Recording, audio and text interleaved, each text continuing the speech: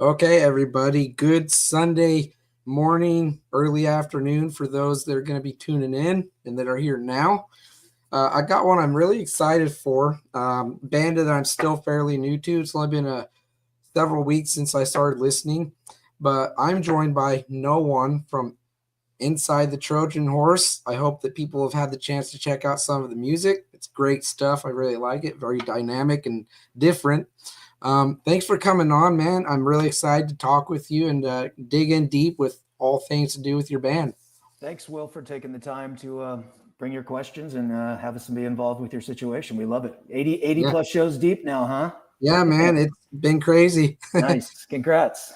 Thank you. A lot of hard work goes into this, and I guess you could say I'm still a newbie, but I guess you could call it success having 80 already. So I'll take it. Nice. We're all just babes, you know what I'm saying? Crawling Yeah, along. Gaga goo goo. gaga goo goo, exactly. Baby steps. Baby steps. But let's go ahead, man, and just kind of introduce Inside the Trojan Horse to kind of get into a little bit of the genesis for the band, if you don't mind. Well, it started many years ago, actually, when Nothing and myself were in a band called Loser with John Five, who's now with Motley Crue.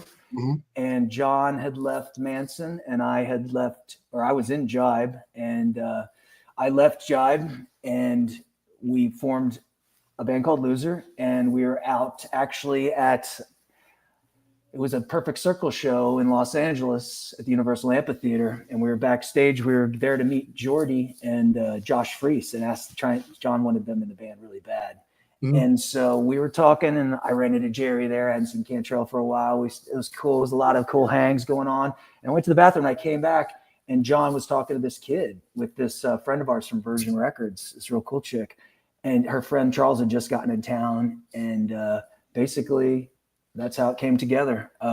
We met after that. He started coming to the house and rehearsing. John was working with him one-on-one on the songs, and from there we became roommates and friends, brothers, if you will. And we Yeah. toured with Loser, and then we went our separate ways for a minute, and we'd come back together. And I started to get into Pro Tools, and I was doing things that now Mhm. I laugh at, because it's quite complicated when you just go in face first, you don't know. So I was Yes. I would lose sessions and didn't realize there was a session file backup folder. So I would like buy $100 software to try and find the artifacts of the data in the hard drive and stupid Mhm. stuff. So Charles started coming over, and we started dabbling and writing together. I had a house in Laurel Canyon. It was a 100-year-old house. A 3-story hunting lodge cut into the side of the mountain there. It had beautiful woodwork, and it had this 70s Yeah. kind of vibey tile bathroom with all these crazy tiles. It was real big and echoey. I put Charles in there, put his amp in there. I'll put it, and we build a little enclosure for it, and get him on headphones and talkback mic. And I'd give him a little weed, send him in there, and he'd just start jamming, and we talk back and forth. He'd jam, and I'd record everything, and then I'd just spend, a day or two putting things together and vibing it together and finding a sweet spot. And eventually we'd do this. He'd go on tour with the band. I'd go on tour. We come back, do it again. I was getting better. Then he started dabbling in Pro Tools. Then he started getting better, and we were coming together, doing all these what we call like phases of our writing, Right. And Origins is actually the EP we just released, is Right. actually phase one, the beginning. So basically, the early years when I had a iMac G5, a white one, it would go. So we had to find a way to clean out the E, the high pitch in all of our demos. It was quite a nightmare. But so we moved through all these phases, and he became really good to where he had the ability to he'd come over, he'd send me a file, and it'd be like music ready to go. Like at first I was doing little arrangement tweaks, but eventually it was like, I don't want to tweak anything. I just love everything he sends. So basically it just evolved into this thing where he started sending me pieces of music, and I started. So the earlier stuff, like you hear on Origins, is when we were in the beginning stages, but where we are now is he's full production. I'm full production for vocals here, and nobody's full production for drums at his studio in Nashville. So we're able to Charles will throw me some stuff. The way I like to do it, honestly, is just the first listen, I just like to load it into Pro Tools. I don't even want to hear it until I drop it into Pro Tools, set up a track, set up a live mic with my vocal chain, and just go and listen and record whatever comes to my mind. I usually get some of the best sweet beginnings, is just that kind of effortless stream. And that's kind of how the band started, you know?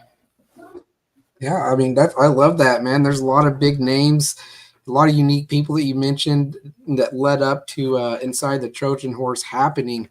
For Charles, I actually believe that around the time, and correct me if I'm wrong, I'm pretty sure he was with Gemini Syndrome at the time before Lux was coming out. They had a tour with Five Finger Death Punch. And I believe he was in the band at the time, and I saw them open for Escape the Day, Five Finger Death Punch, and I think there's another band on the bill. And I my eyes were on him a lot. Yeah.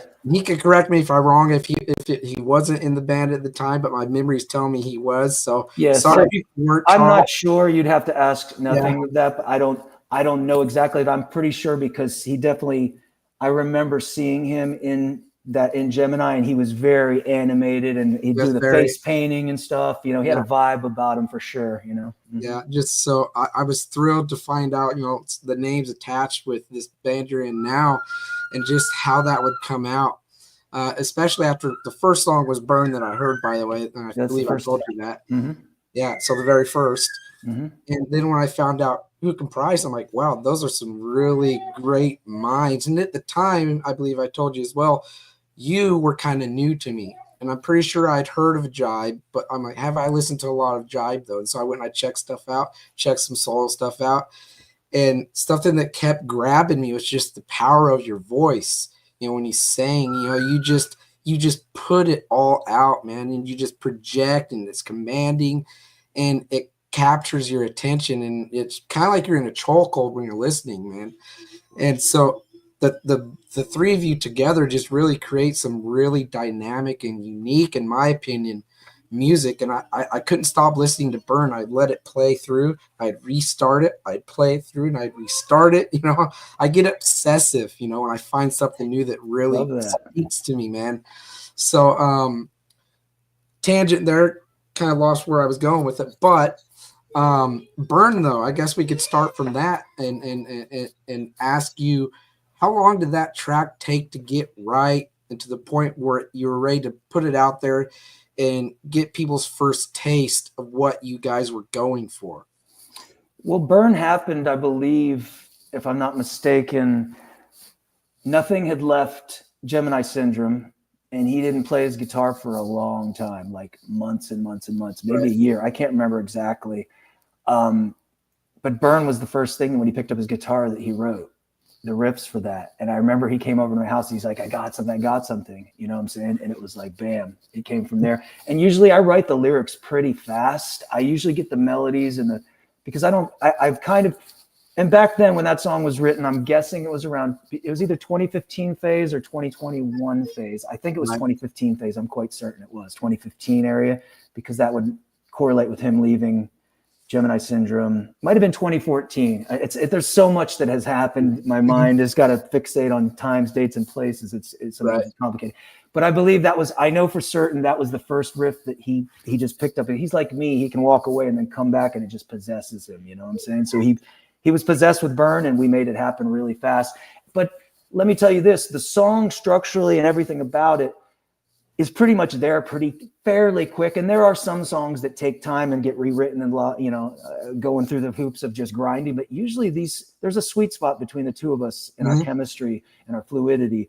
There's an interconnectedness there's something about it when I hear his music, I don't have to, it's not about me. It's not about anything in control. I don't have to try. I just let go. And that's why I like to just drop it into Pro Tools and push record and catch that first reaction, that magic, unfiltered reaction. Because that's where the sweet spots and all artistry comes from, is we're more of a vent rather than, the controller of everything. It's more like, get out of your own fucking way and be the hum, be the moment. Yeah. And that's kind of what this music, and Jibe was like that. Those are the two situations in my life that I get possessed by the music, and obviously my solo stuff as well, because I'm creating it all, in the hum of it and the core of it. Obviously I bring in Charles and he plays on some of my, a lot of my stuff. And then I also work with Evan Rodenshea, who's actually on tour right now playing guitar and singing backgrounds for Lacey Sturm, who's on tour, and he actually produces her stuff as well. And Escape the Fate and a bunch of other bands. But Evan is that for both my solo, all of my solo stuff, as well as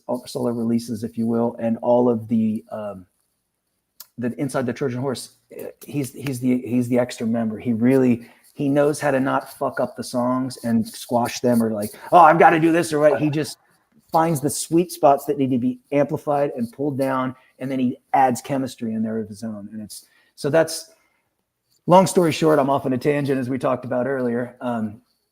That's how I don't remember honestly what the original question is, because I'm way deep in a tangent of Evan and, and nothing, and just how we get to this point. And it kind of ties into my solo stuff as well. And we were talking about performance. The vocals. You're talking about the vocals. Yeah. It's basically, I promised myself a long time ago, and pretty much everything that I do, and I've got, you can ask any of the people that are around me, that I'm always injured. I just bash my elbow, and I just throw myself into everything. I'm kind of a sucker for the moment, and I get excited, and I just want to amplify. You know what I'm saying? I see a spark and I like fire, so it's like it's something that I'm working on, but am I really working on it, or am I just filtering it into something else? It's, how it is. We're all human beings kind of coalescing and finding our fucking rhythm and our rut or our path. Sometimes it's a rut, sometimes it's a beautiful path. You know what I'm saying? Yeah, I do. I'm very familiar with that path. It's been my whole life, basically. And I think it's the story for everybody, where you're discovering who you are and what you're about until the day you die, basically. 100%, you're right. And when you're talking about the way that you guys create music and how it all comes together, one of the questions, how I have it worded, is that the idea for things to just come together organically, and just in an interview I watched, you mentioned something about how you detached your ego from what's going on so things could just have life or something like that. And that 100% to my ears and in my mind rings true, because I've heard everything so far. I believe there's like 8-9 songs out for Inside the Trojan Horse. 8, and just things really seem to come together in a really vibrant way. And I feel like you guys really get out of your own way as far as not letting yourself get too hung up on things and just seeing how it turns out. And if you have to kind of mess with things at some point, you do that. But it's not like a huge, I guess, concern. I guess I'd say you want things to sound nice and everything, but you let it happen in an organic way. That's how it comes across to me. Am I right? You're 100% right. And let me add one tangent, if you will, one little salt and pepper over here. Basically, sometimes it fucking grinds and it tears the piss and vinegar and soul right out of me. Sometimes it does, like everything. But the majority of it is just clean fluidity and just reflective expression being a vent. But the human condition sometimes fucking hurts, man. So it's like sometimes these songs get a bit painful at times, And I'll be honest with you. I mean, honestly, listening back later on is sometimes the hardest part, because it's not about prophecy or anything like that, but sometimes when we're the vent, we say and we express things that haven't happened yet. And I found that to be true. And I'm not trying to be like, oh, come to my place and pay me $150 and I'll tell you the future, because I don't have that. I don't got that one. But honestly, I hear songs later on, sometimes a month, sometimes a week, sometimes 10 years, sometimes a year. It does. And it just hits me. Holy shit. Oh my God. And you get a little teary eyed, and it depends on how you approach music and art and life and anything that you believe in or love, or it's a part of you. And to me, music is everything. It really is. And it's, I take it for granted sometimes because I'm a fuck up, sometimes. Yeah. And, but it's always there for me. And so I try and always be there for it when it calls now. That's kind of where I'm at now, is I just want to serve it, so it can serve me, together. Yeah. I feel that, man. Music was a very, and it is still, it carries me through a lot of really hard times, like from a childhood that was like really messed up, an absent father figure. He was there, but not, if you know what I mean. Yeah. Music has always been a vehicle for me to just get inside of there, not necessarily take the wheel, but just turn something up loud and let it carry me somewhere. Yeah. So I understand as far as what you mean for how it helps you in life. Not so much creating it, because I write, but I don't do anything beyond that. So I get that, and it ties into another question I had where I wanted to ask about, and you've touched on this in some ways, those other bands that you've done up until now, how have they served to kind of shape now with Inside the Trojan Horse, like experiences you've had, Jibe, solo stuff, Loser, and the other one, I'm blanking the name for some reason. How do they filter into Trojan Horse, but yet make things different for you? Well, that's a great question. And that's a wonderful question, actually. It kind of ties into everything in my mind. And the way I approach things and the way that to answer that question is everything is everything. Everything is cyclical. Looking back, you'll see the path forward. And what I've learned is that when I can understand how I got here without making it a burden, eventually I start not making mistakes, if you will, or bad experiences or whatever, low vibration experiences. I start humming into that next channel. Instead of making a left and crashing the fucking car and blowing everybody off the bridge, I turn right instinctually. So everything plays into it. They all play into it. I learned something from this, from everything is every fucking thing is everything. That's what I figured out. One of the things I figured out on my path, not that I have the answers, but more questions, if you will. But honestly, everything is everything. And when everything is everything, nothing else fucking matters because there is nothing else. Oh, that's kind of deep. It's weird that you say that because I feel like I've kind of had that same kind of, I guess, scope or outlook on my life. I think very far out sometimes and very deeply. Like, I question the universe. I question how things come together. I question, are we one mind experiencing life at the same time? Or are we not? Are we separate to each other, but somehow we exist in a way where our vibrations and stuff like that kind of coincide still, And I find that when I bring stuff up like that, people kind of look at me strange because most people I feel like don't really think like that. They're thinking about their day to day and okay, what am I going to make for dinner this next night, or I got to pick up the kids from band practice or like a soccer practice on this day. So when you're saying that everything is everything and stuff like that, it makes sense to me. And it's kind of weird hearing somebody else say that kind of has a similar kind of way of thinking about stuff like that and wording it in a way that helps me understand it better, so I didn't really expect the answer to go that way, and I'm glad that it did. I'm glad that it did too. I'm really glad that you just said those words. It's strange because the Matrix, it's not conditionalized for these words in these conversations. But the thing is the Matrix has been fractured. We all know it's fucking fractured. We see the cracks, they're spreading fast. And the thing is, the cracks are turning into sparks, and the sparks are lighting fires, and the world is waking up. Past desires. I had to make it rhyme because I'm a silly little bitch. Yeah. And I had to use desire, fire, perspire. Come on, give me some words, man. Yeah. Little 80s words for you there. Hey, I love 80s. I love them all. I'm an 80s kid, so. Yeah. 80s, 90s, good music, 70s, 60s. Come on. There's a great bands from all of them. I wish I could have been born in the 60s to grow up through the 80s. Yeah. More and experience some of that culture. Oh, yeah. The innocence of society, the mass consciousness being so innocent and ready for anything. And now we're all like camera ready and oh, good now, where's my percentage, motherfucker? Talk to my agent. Let's talk about the image now. So the sharp suits, the face covers, I think I got this right. Do we call them inverted crosses, right? That's what you call them when they're kind of flipped or something like that. Yeah, the one in the ones on the sides are because it's basically ITTH. So you're looking at an I, a Oh, T, a why didn't I T, see and an that? A. You know what? We got when we first came out. I'll be honest with you, man. We got the little the church people rallying around. Yeah, I can see and why. and I knew it was going to happen, but it's like you have to look at the dichotomy of life. You have to represent the dark and the light and everything in a balance. And if you look in the center, the vertical cross is the one in the center. Everything else is around that. And is that by chance? Is that by design?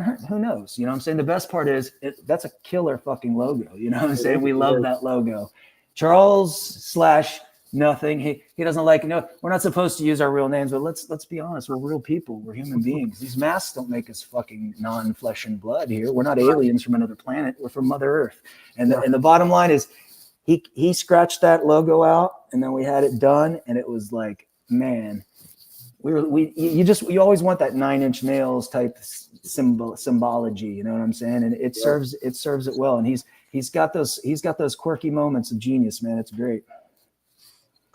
Digging deeper into the imagery, what was the thought process behind deciding? Because for the music video Burn, it's just you that's wearing the suit and the face cover, and the other two are just, he's behind the kit playing, and then Charles is doing his thing. What's the, I guess, idea behind the mask and the suit, and then just the logo and just the way the band presents itself? Well, we were having earlier conversations probably around 2021 or 2022 when we finally came together and we were like, let's do this, it's because we're sitting on so much material still, so much greatness that we just over like 13 years of writing and recording and growing. It's like basically capturing all the magic moments of a child's life. You know what I'm saying? As he grows into adulthood, and they're great moments of reflection in that time and space that'll never be replicated again. Let's be honest, man. And to sit on so much fucking content for years, I was like, with the South of Earth stuff, just Loser stuff, all this stuff that I'm sitting on, all these records I've made, like all over the place. Lately, they've actually been we've got Loser finally is on streaming now. That record, we got that. I helped push that, got that out there. And then because people were asking for that for like 10 years, we got that out. We're getting the other ones, but basically, what was the question again? I'm sorry, I got off on a tangent and lost my spot. Yeah, the image and the reason for the mask and the suit. Yes, perfect. And the logo. Yeah. So basically, we're having these conversations, and we were like, basically, how do we want to present ourselves? And he had an idea for this, and I was like, fuck that, dude. I've been doing this thing my whole fucking life, man. I'll just take my shoes off and dive off the edge of the universe and grind my face into the concrete. I don't care, blah blah blah. And then it was like, kept talking about and then it came time to shoot the videos. So we're like, okay, we'll use the masks in the third video for how they run, because we were shooting all 3 videos basically at once. We all came in here to Florida at my house. Everybody stayed here, and we went out on locations that I'd scouted out and shot all these videos.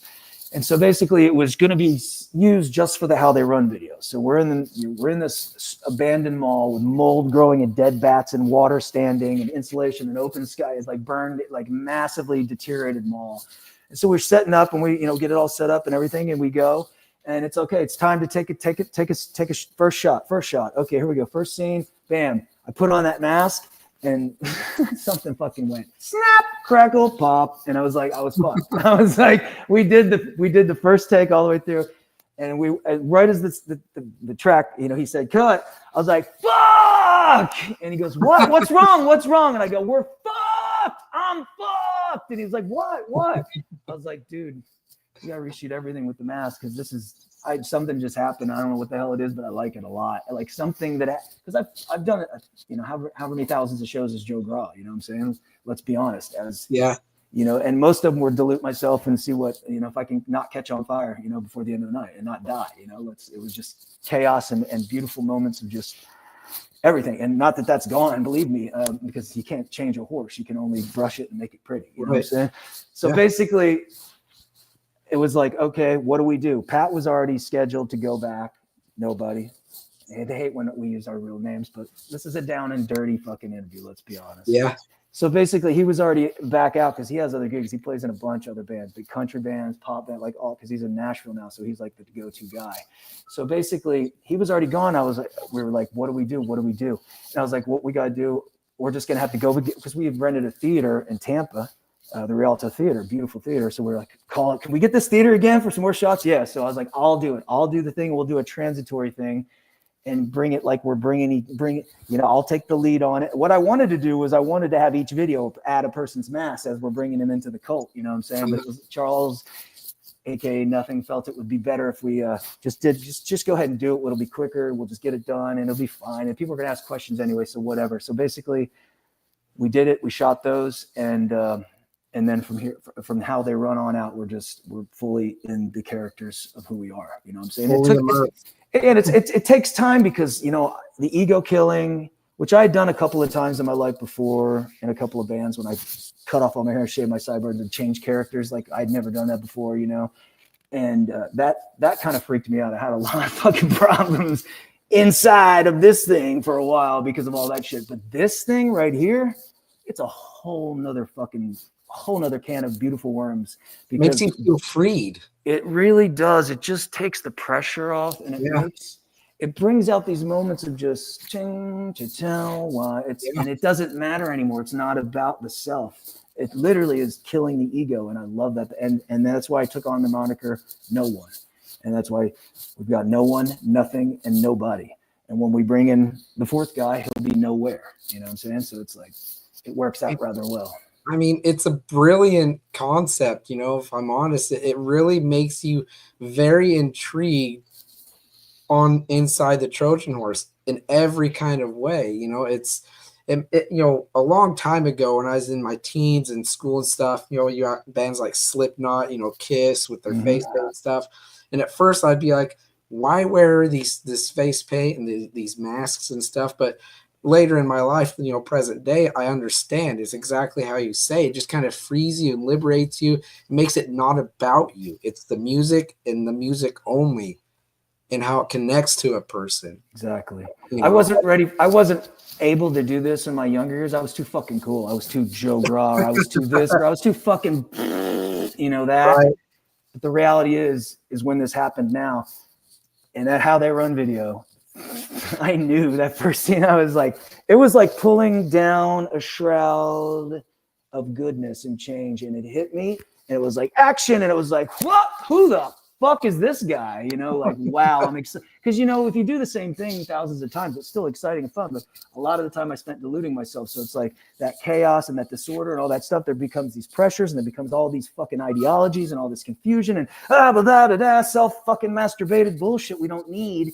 Yeah. It just takes all that shit away. Not that, I'm not going to go out and tour as, a solo artist as well, because that's already in the plans. It's already in the works for that. But this is the focus, because this right now, I love it. You know what I'm saying? It's so, and I'm not just talking about this, like the aesthetic or any of that bullshit. I'm talking about the music. The music still tittillates the fuck out of me. You know what I'm saying? When I hear it, it's been out for a while now, and I hear these songs and I'm like, fuck.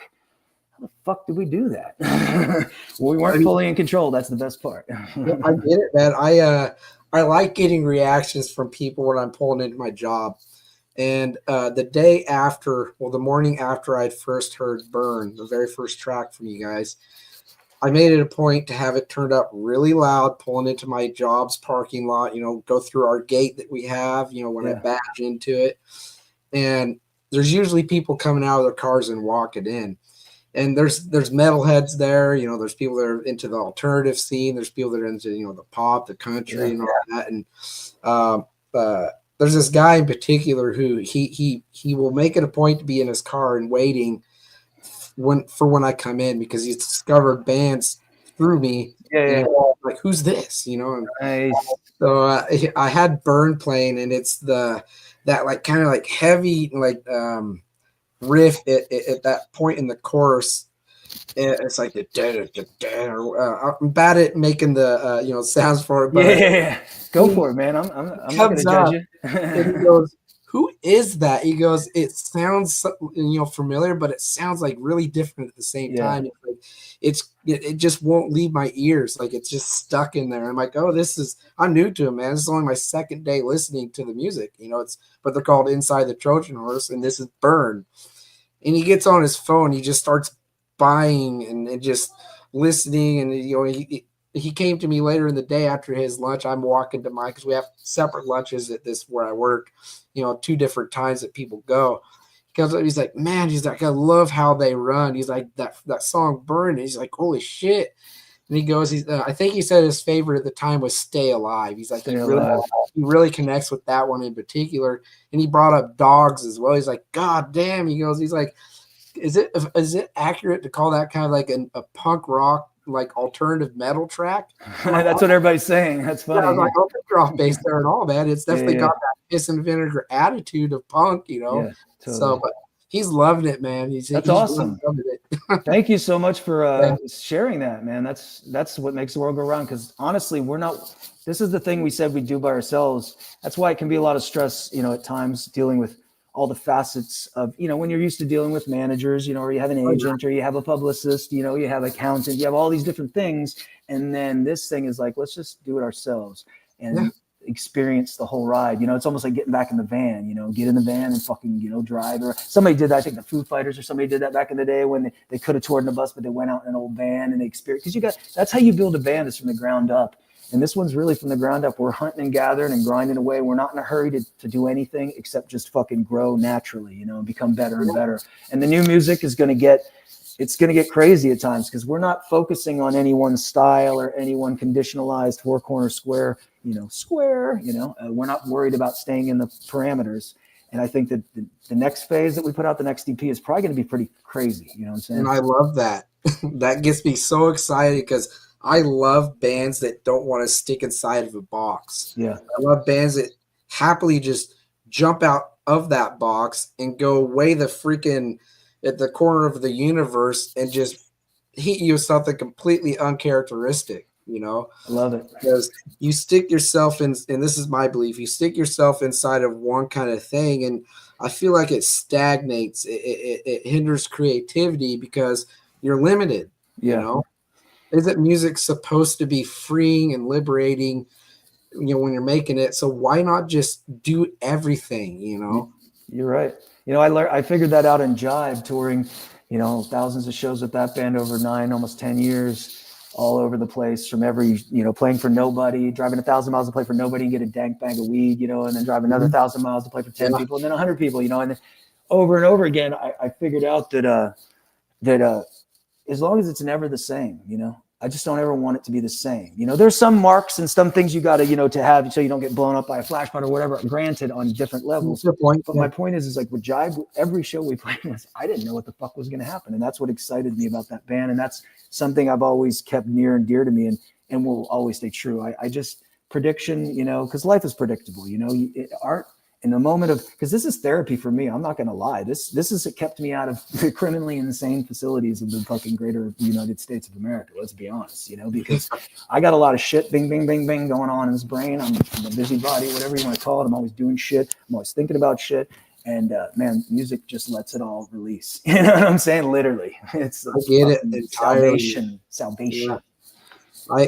The stories you hear from people that listen to music about how it saves their life, it's 100% true. Like there's people out there that, believe it or not, it's crazy that they don't get that and how music can do that for a person, whether you're making it or just a consumer listening to it and a fan of music itself, man. Me personally, and I think I've said it, music is a saving grace for me, because, I'm a very positive person in spite of what I went through, and I make it a point to be that way. And music helps me stay centered in that. It keeps me focused on the positives of life. I'm not saying I don't fixate here and there on the darkness, the bad things, because you get wrapped up in that stuff. It's an inevitability, but it's how you handle it when you're there and in that moment, how you dig yourself back out, Mm-hmm. So yeah, man, like music is just such a great thing. I understand what you're saying with how it keeps you out of certain situations, and it's like a blessing for you, man. And thank God you're here still.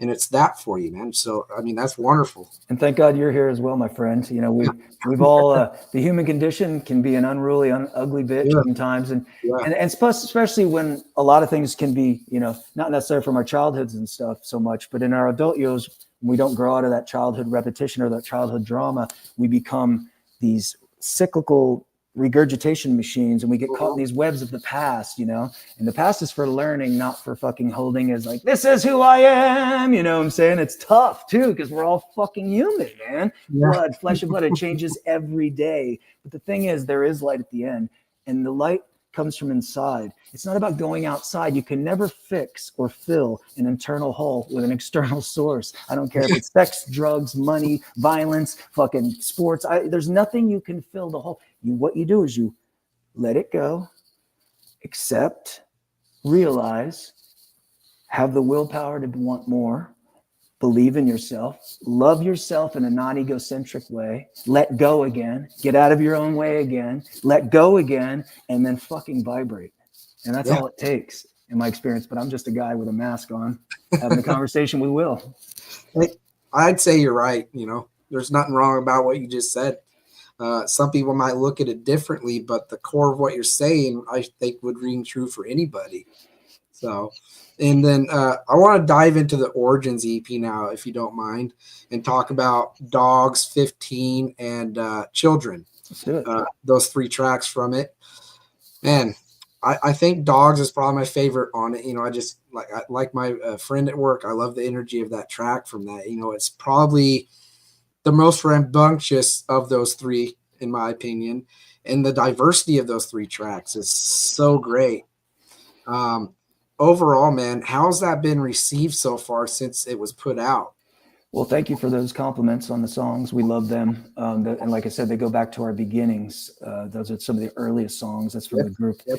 There's songs like Carmelia and Wide Open. I mean, I could go on. There's so many songs in these phases, but those 3 songs we felt represented, and they have a feeling of continual. They feel like they go together. They have a similar kind of, and they keep. We really wanted to put something out that was raw. Mm-hmm. And punky, you know, because I started out as a punk drummer. That's where my beginning started. Okay. Crimes Against Humanity was my first band, and then Self Destruct and Mad Arab and all these. And then we went into Morbid Truth and thrash metal. But I really love punk, and I feel like that expression of rawness and just and you can probably tell by the lyrics, especially in Dogs and 15. They're real rudimentary lyrics because that was just like. Just let it. It wrote itself. Like I didn't try on that song. I didn't go back and fix anything on those songs. Yeah, you go back. Oh, we got to be a little more thought provoking here. This wordplay needs to be a little more stimulating here. I was like, fuck it, just leave it as it is. The first fucking draft. So you'll see that. You'll see that in that. And the thing about the songs are children. I don't even remember how Children happened. Honestly, we talked about that, tried to figure out how it happened, but it just kind of fucking unfolded. It's kind of like. It's one of those kind of like tales, like more like an epic tale, you know. It's like a story, and the vocals are more of a narrative in the beginning, you know. And it kind of has that, you know. Honestly, that song lyrically has a lot to do with my childhood. I spent a number of years, and I was in the band Crimes Against Humanity in Tulsa, Oklahoma, and I had a friend of a friend who was in a place called Shadow Mountain Institute for wayward children or something. Yeah, you say that in the chorus. Yeah, and it was up on a hill called Shadow Mountain in Tulsa, and now it's like a housing development. But it was a Shadow Mountain Institute, and it was like a reformatory place where the parents would put kids, or the law would put kids when they were unruly and stuff. And so there was a guy named Corey that was in that place, and it was like, can you get him out? I was like, okay. I didn't really know him, a friend of a friend. So, all right, we'll go up there. And so we went up there, and I just remember him scaling out the window and coming down. Everybody's out the windows, go ahead. And then he goes over the barbed wire, you know, and we take off down the mountain, you know, into the wood. It was woods. Now it's a housing development. And that's kind of where that over the fence we run is coming from. And there's a lot of points of that, but the song it has a lot more meaning to that, a lot more depth, but that's kind of where I think my head was at, and having memories of that, you know, flashbacks of that. And, but yeah, that whole Origins EP is raw, and it's from our early years. And he had that riff. Dogs is just that riff was just devastating. It was like fucking Sabbath or early Soundgarden or fucking so devastating. The first thing I was like, we're on a mission. That's all I could do. You know, I was like, it just came out of me. Just be fucking angry and destroy everything in your path. That's what that riff called for. And then 15 is, you know, I was just noticing how at that point in time, and this is a few years ago, granted, this is like 2012 or something, 2013, 2011, 2012, actually. I was noticing how the phones were taking over, you know, and how everybody was being camera ready and everybody was like, you know, ready for their 15 minutes or less, basically. So that's kind of how that song, I guess, where my headspace is, because I didn't try to write that one either. Children, I definitely dabbled. We definitely worked on. I remember, I don't know how we coalesced it into shape. It might have taken a little time. Nothing would remember probably better than I would, but he's not here because he's got strep throat. So. Poor guy. It's all on my shoulders today, folks. Just these little shoulders right here. Hey, they're very capable and entertaining children. So yes, that's all good. Do a little soft shoe dance here in a minute for you. Yeah. But dude, no, 100%. That EP just, it hits you. It hits hard. It's heavy. It's melodic. It's fast at, you know, points, and it's man, just I couldn't pick any other EPs of recent time that I've listened to that stuck with me quite in the same way that Origins has. Thank you for that. Thank you. It's kind of just got that special little thing about it that sets it apart, you know, and I'm really hoping that the more people that listen to it will hear that and realize it and point it out as well. Because not that you're looking for validation for what you do, but I still think it's nice to hear from people that what you're doing for them is working. You know, it kind of fuels the tank, you know, to pushing it on and all that. And it's nice to hear that it's making the connection. And man, I'm just going to say it, you know, I don't think there's no real big grand plan for Inside the Trojan Horse that you're hoping it gets to some like incredible heights or not, because you're in it to make the music. And, you know, from what I understand, and that's the most important thing for you. But I'm just going to predict, man, that I wouldn't be surprised that you guys get onto some pretty big tours, man, maybe some festivals and stuff, you know, soon. Like, I think I honestly feel like the music is that good where it's going to get the attention of those kinds of people where they want to seek you out and say, hey, you want to play this show, man? You want to do this tour? You're great. You're going to be perfect for it. I could see that. I appreciate that. That's good. That's very encouraging. Thank you for that positive reinforcement. Yeah. So keep pushing it absolutely in that sense, man. And then go ahead. I was going to say, we don't have because we've chosen to do this ourselves, you know, we don't even have a manager at this time. You know what I'm saying? Literally, that's not normal for bands like, you know, what we do and what we've been doing. We don't have a manager at this point in time. We don't have a label. We have nothing. So basically, we just decided to keep the quality control going. And sure, you want to be able to do things, you want to have more access to things, but the thing is, if it's good, it'll get there, man. You know what I'm saying? If it's right, it'll get there, man. I've learned that the hard way. I've always been anxious and, we got to do this and we got to do this. And I'm slowly figuring out, man, if it's good, it'll get there. Just fucking let it be. Get out of the way, you know? Yeah, enjoy the ride. Yeah, exactly. Because people relish for days, you know, like I said, in vans and shit, you know what I'm saying? It's fun. You know, I've spent hundreds of thousands of miles in vans and trailers, and we've crashed and we've done all kinds of stuff, and it's fun. It's all fun looking back, you know? Yeah. And then you said Inside the Trojan Horse has done shows, or haven't they? No, we have not played out live. We've actually just started rehearsals in the last few months, been getting in and working out all the gear situation and figuring everything out, making sure we had to bring in a lot of technical stuff to make this happen, a lot of gear, building that out. And then Nothing lives right down there. He moved to Florida right down the road from me 8 months ago. So he's got over his studio. He's got the live rig. So he's got his amps and stuff over there. So I head over there right now. We're not rehearsing because he's got strep throat, but we just rehearsed. I think it was last week, Monday, Tuesday, and then he was getting sick. Maybe it was, I think it was last week. But as soon as he's back together, we'll get over there and start rehearsing, and then we'll bring in the drums, and then we're basically pretty ready. You know what I'm saying? It doesn't take us long to get ready as long as the core is tight. And so it's a matter of we're trying to figure out what our first, honestly, like it's like this. I've done this a few times with a lot of different bands, you know what I'm saying? But the way that I'm approaching everything now, to be quite honest, is is I'm being more cautious and more reserved, but still advantageous and still hungry. But at the same time, I'm trying things just like you're seeing right here. I would have never fucking done this before. This is about trying things. I was always too cool or too whatever, too jacked, too fucking high, too whatever the fuck it was, drunk, who knows, too fucking injured, you know, whatever it was.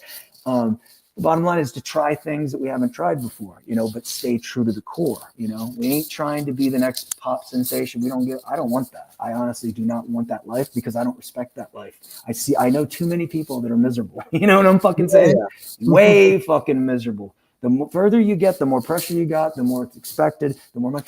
And I'm not worried about any of that. But this thing right here, we started this, you know, basically in, you know, a long time ago. And the first songs were being written in 2011. So that's 14 years we've been developing this. So there's no hurry because it's already like being like when I was in Jibe, we were a band after 9-10 years. We just knew, you know, you just know you can walk back in a room just like we did when we reunited in 2015.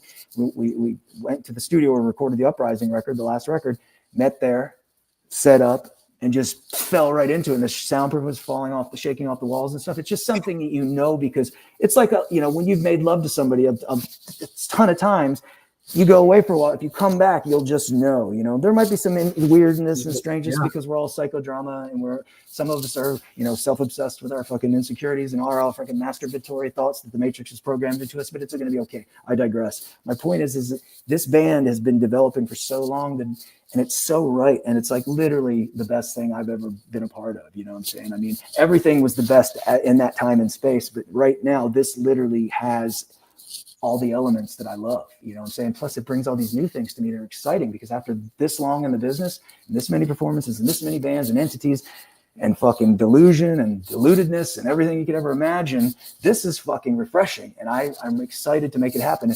And I'm not going to lie, it has its trials and tribulations. You know, when we're working two people that are fucking strong, you know, and they're, you know, Nothing and I are the guys that drive this thing, you know, we've been doing it for so long. There's friction. And then it's like brothers, you know, you beat bam, bam, bam, and you back off and then you come back and make it right. So and plus going up against the monster of it's expensive to tour, the industry is a little bit in uncertain shambles because the paradigm is shifting, which is a good thing. You know, it needs to, because let's be honest, the fucking record companies, we're not interested in getting an 85% loan from the interest loan from the record companies. You know what I'm saying? I mean, that's just, that's suicide unless you get blown out of proportions and then you slave away for 5 or 10 years and then you get your brand back. We can all reference Prince or anybody else you want to reference on that.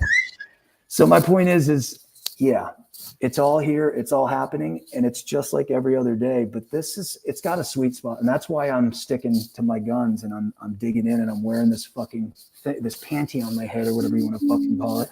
I got that out of Raising Arizona, the movie, when they go to rob the bank and tells them to get some panties to wear on their head, and he gets the ones with the 2 legs and the whole waist, so he puts it on the head. They go in to hold the gun up, and they're like, "I'm robbing you," and the security guards, "Boy, you know you got a panty on your head." So that's I remember that. Yeah. That's what I was thinking. But anyway, I digress. My point is, ego killing is a good thing, and it's never too old to grow. I agree, man. And that's a lot of information right there to take it and process for me too, man. It's for, you know, what to expect for live, when it might happen.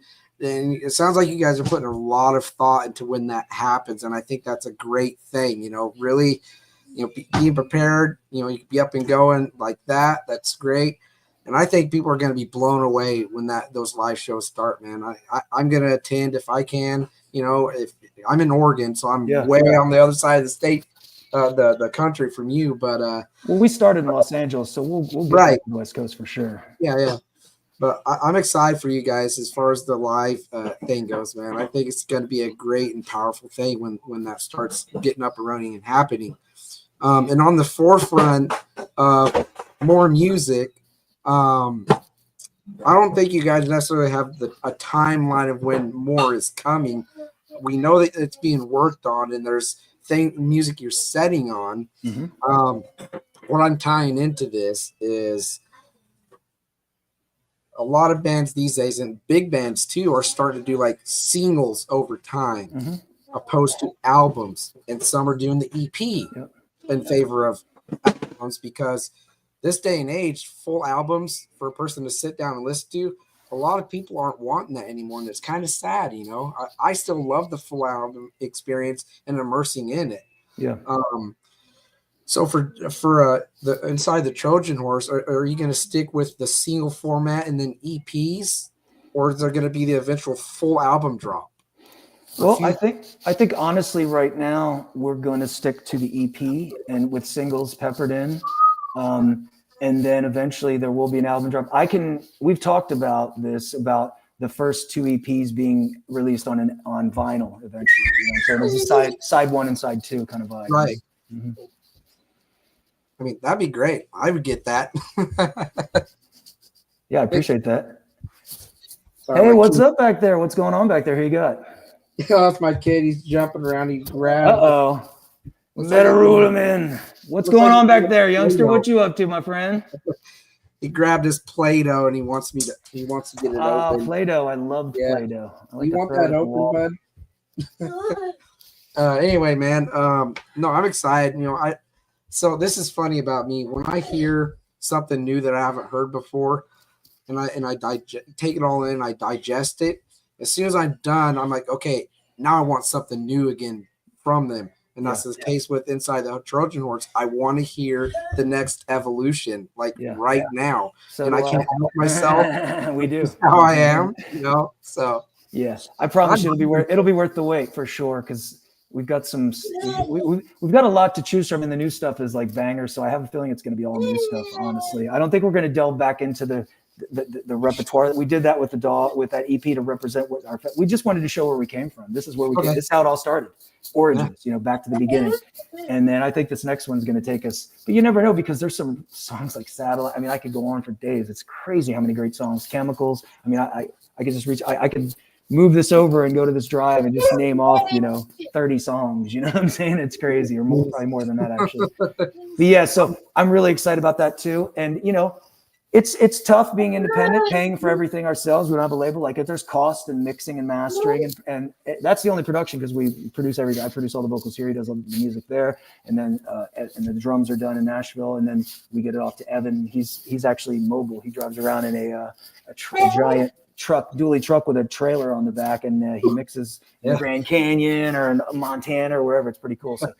So basically, there's cost, and then there's cost for touring. Everything's got cost. So that's why we have to be careful and be focused and make especially because you only get one shot at the first show. So it's like, where are we going to play? Yep. Where are we going to play first? That's what's been in my mind the most lately, because we talked about when we had 8 songs, we'd have enough to play out live. Plus we have others we could throw in if we want. So basically, where are we going to play first? Is it going to be a tour supporting somebody, or is it going to be, are we going to go play Dallas? Are we going to go play Oklahoma City? Are we going to go play Austin? You know what I'm saying? Are we going to go play? It's going to be somewhere in the Midwest, most likely, because that's where a lot of our energy, all of our bands that have toured, we collectively, that's where most of my energy is going to be coming from. I'm saying the Midwest, with Jive toured, and actually Loser toured through there. And so my point is there's a lot of, things that we're facing that as an independent artist, DIY for the first time, like a little baby going, what am I going to do? And we're figuring it out right now. So that's the best part, man. Growing and showing, Element of the unknown and the gifts of that and what it brings you just going in like that, man. Exactly. Yep. And then second to last thing I have for you, man, and you've honestly, this question's almost irrelevant because you basically answered it without me asking it. In several different kind of ways, but ultimately, and I can rephrase it to make it work, I suppose. What's the most important thing you want people to take away from Inside the Trojan Horse when they listen to songs? Well, the most important thing that they can take away is their own reflection, because what I've found in my experience is that if I go, and this happens in every band I've ever been in, I could go out in the crowd and talk to 10 different people, and they'll tell me the same song, 10 different things. Is that song's about that? I know it is. And I'll be like, yeah, it is. Yes, it is. It is. And it actually, when they tell me, it is. You know what I'm saying? So it's hard to say one thing other than anything's possible at any time. And your interpretation feels right to me right now. That's all that matters. You know what I'm saying? When you hear the music and you say, this is songs about this, I'm fucking excited to hear that. That's what I love. Yes. It wasn't until you just said it, and now it fucking is. Holy shit. It actually always was. I just didn't know it because nobody told me. Yeah. So awesome, man. That's what I kind of thought you might say, something like that for what you want people to take away from music. And I love that, It's kind of a little bit depressing when a band says, "Oh, it has to be my meaning for the song that I want people to hear," and just that. Anything else just doesn't work for me, you know. Yeah. So And, I and love let me tell you this too. Sorry, I didn't mean to cut you off. that. Basically, through the years, the song means different. Each song means a little, like I'll have it, like even with these songs still, like I won't listen to them for a while and then I'll hear it and I'll be like, and it'll make me, I'll get like, it just actually happened earlier. Honestly, to be honest, I can't believe I just remember that. It happened earlier today. I was doing something. I don't know what maybe I was in the gym or something. I can't remember what the fuck I was doing. Maybe I was outside. I've done so many things. I got up really early today. So that's Florida life as opposed to California life. California life is up in the hills. I'm all like, no sun. Now it's all like, I'm in the sun, lots of sun. Burn. But I heard one of the songs and I can't remember what fucking song was it? It might've been, it's probably from the EP, but I heard I heard a phrase and I was like, holy shit. I didn't realize, what I'm saying? I was like, oh my God. So that correlates with me and parlays into me as well as anybody else. That's what is the best thing, is your interpretation of the moment. And that's exactly how I approach the music, is I reflect in the moment unconditionally without me being the way. No one is in charge of this venture, my friends. None of that bullshit. Let's get the fuck out of the way and have it happen. So that's what I like about it. Sorry to give you a long-winded tangent there. No worries. But I love it when people have 10 different, I love to hear 10 different versions of the same truth. It's fucking awesome. Yeah, no, I mean, I get it, man. I love that you're like that with what you're doing with Inside the Trojan Horse. It's beautiful. I think you could take away more meaning from it when you approach it the way that you've been describing the band is, and you in particular. No leaders, basically. There's no leaders in this band. Everybody's creating equally. It's not about credit. It's not about the ego. It's just about the music. And you've been saying it all through this conversation. It's the music. It's the music. It's the music. And there's no way that I don't believe that. I believe it 100%. It reflects when I listen. It reflects when I talk to you. So everything you say is 100% truth, in my mind. So I appreciate that acknowledgement, because another thing an anecdote on that is one of the other things I've learned, and many things I'm still learning. I'm learning right now talking to you, is that the only thing that really carries any weight or will last is the truth. And all lies, you have to look over your fucking shoulder. You have to look under the rock. Remember what you said. Oh, fuck. Oh, no. It just buries you. And the thing about life is to slowly remove the weights that we carry, that the Matrix puts on us through conditionalization, expectancy, fucking, do you fit into 2.5 kids? Do you fit into this realm? Do you fit into this demographic, this fiscal year, this quarterly statement? You know what I'm saying? Yeah. My thing has been let go, or our thing, because I really am finding a way to get myself out of the equation. This band is actually helping me. This is helping me to let go of the last weights that have been pinning me, so that I can honestly move fully into transcendental meditation and really start to expand my horizons. But anyway, I haven't really said much about that, but now I am. The bottom line is that is the deal. Let go of the weights. Don't carry them. Let them go one by one. And if you can keep letting go weights and taking in things that aren't weighty, that are actually just good for your soul, things that lift you up, surround yourself with what you want to become, have what you love what you have, hold on to those things. If you have to let go, it's okay. You know what I'm saying? It's scary, but it's okay. Cyclical motion. Everything comes back. That's what I found. Everything repeats. Like with relationships, with experiences, with potential, if you stay open and you keep your fucking radar tuned, that's what the song Tidal Wave is about, raising your lighthouse, raising your radar so it can be picked up with the fabric of the universe, the Akashic record, the things that hold everything true and tried. I learned that in a couple of deep salvia trips back in the day, is that it's all a fabric and it's all infinite cogs, and we're all moving in it constantly, and we're all part of it, and we accept it, and we're one with it. And it's scary, but it's okay. It's a dichotomy. Sorry to get off on a deep tangent here, but it's not even that deep. It's just kind of shallow, because I had to use something to trick myself to get into it when I should be able to do it. And that's what transcendental meditation. So you see what I'm saying? Everything is everything. There was a time when I had to do it to trick. Now I want to get it to where I don't have to perform a trick to get into it. You know what I'm saying? It's everything cyclical. Same thing. I'm just looking for the same thing, finding a new approach. Failure feedback loop, break it by stepping back at the 30,000 foot view. Slide back in at a different angle. Yeah, I get it, man. It's a refreshing view. I feel like in ways I kind of try and live like that. I try not to focus too much on tomorrow, or like in this context, right? Right. oh, I have this big bill that I need to get to, and it might have a weight on me, but okay, that will get taken care of in its own time. I want to focus on what really is important in my day-to-day life. So no, everything you're saying throughout this entire conversation, I can't say I disagree with any of it. I think you have a really awesome and different kind of mind with how you look at life because of the experiences that you've had throughout your life and the different bands that you've had up until the one you're in now, shaping you. It's amazing hearing what you've been talking about through this interview. Truly. Thanks. And I feel the symmetry between us. So you're saying things that are triggering me to say these things. I don't just say things anymore. I used to. I listen first. That's another thing I learned. See, there's so many things that you learn and learn and learn and learn. It never stops. But for sure. It took me 35 years to listen. I mean, I'll be honest. But man, in closing though, is there anything else that you'd like to say about Inside the Trojan Horse before we disconnect from the live stream and go back to just being in the broadcast room? Anything else you'd like to say in closing? No, I think you've really been wonderful. I really appreciate your insightfulness and your intelligent questions. And this has been a new experience, and that's what I like. Things shouldn't repeat. They can repeat, but they should repeat at a different vibration. And this is definitely a new experience. You had some great questions, and I think we talked about everything. I mean, the band is, we're in motion. We're in perpetual motion. It's just like the human condition, just like your life, just like my life, just like our lives. They're all similar, little different flavors, but the similar paths, man. So we're moving. We got new music we're working on, and we're going to get out and play live. We're just, we got to do it right, and it's got to make sense. You know what I'm saying?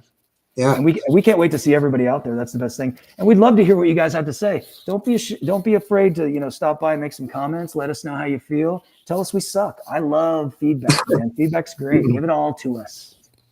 Real quick, I agree with that. Even the negative feedback could be helpful. Yeah, sure. Why not? Yeah.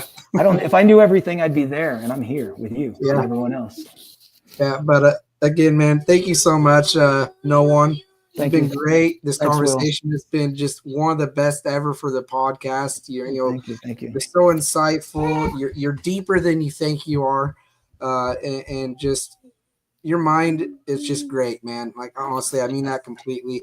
So it's been a lot of fun talking with you. I appreciate you coming on and taking time out of your day to talk about Inside the Trojan Horse and other music you've been a part of. Nothing but grateful. Thank you. Right back at you. Thank you. You've been wonderful. Yeah. And again, everybody, this is Inside the Trojan Horse, vocalist No One that I've been talking with. Please check them out. They're on YouTube. They're on Facebook, Instagram. And yeah, Apple Music and Spotify, I believe you can find them as well for your music streaming. Everywhere. A good song to jump into for them, I would recommend Burn, since it's the first one that I listened to. Yeah. And just go from there. Everything's great from them. And again, thank you for being on. Let's go ahead and wrap this up and wish you all the best.